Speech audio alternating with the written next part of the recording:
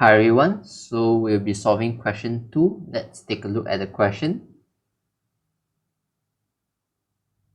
Okay, so it mentions here you have a sinusoidal wave traveling in the positive x direction. This sinusoidal wave means by sine, cos, all these things are under a sinusoidal wave.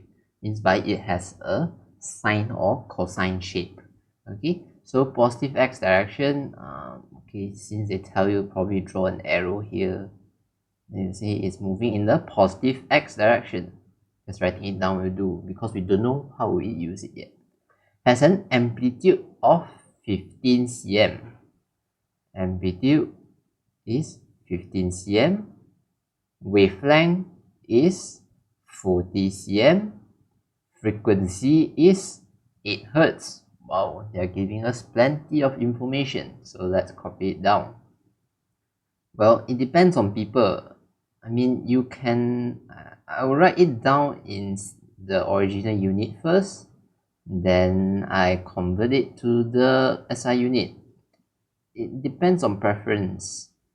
I usually like to solve things in SI unit, but for this chapter, it seems that there's a lot of CM, so I'm not sure whether I should convert or not.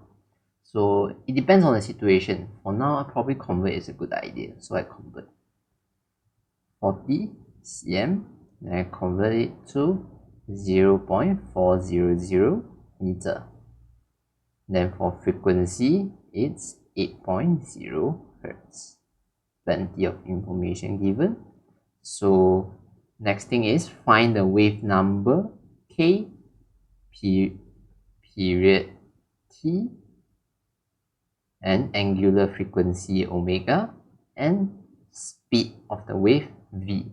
They also ask for plenty of things. Okay, it's a give and take issue here.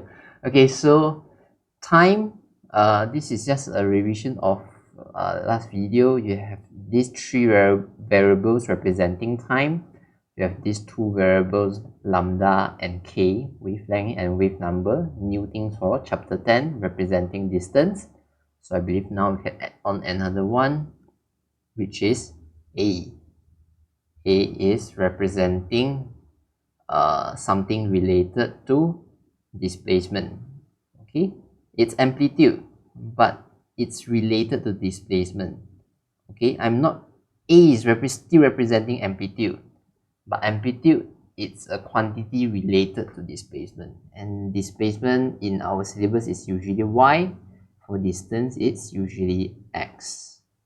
Okay, so you have to be very clear when usually when we talk about this displacement, is the particles displacement, okay, or you can say the wave displaced from the equilibrium. That is displacement. Distance usually means by how far away along the wave. Okay, a distance from a specific point on the wave. Distance is usually horizontal in our syllabus. The displacement is usually vertical in our syllabus. Okay, so need to differentiate between these two things. So let's continue. So they ask for 4 things. Well, first thing is wave number. You know wave number, you can relate it to lambda because they are representing same things in different way. So you have lambda, so I believe what you can do is k equals to 2 pi over lambda. Then k equals to 2 pi over 0.400. I believe your answer will be 5 pi per meter. Okay, your answer will be 5 pi per meter, but usually I'm not really sure whether you can leave your answer in pi or not.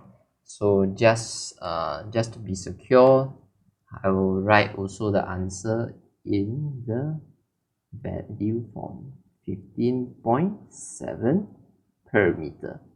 Okay, the unit for wave number is per meter because it's 2 pi divided by lambda. You might be thinking it might be radian per meter, but radian is actually just dimensionless, so you can just write per meter. Okay, the unit we usually write it as per meter.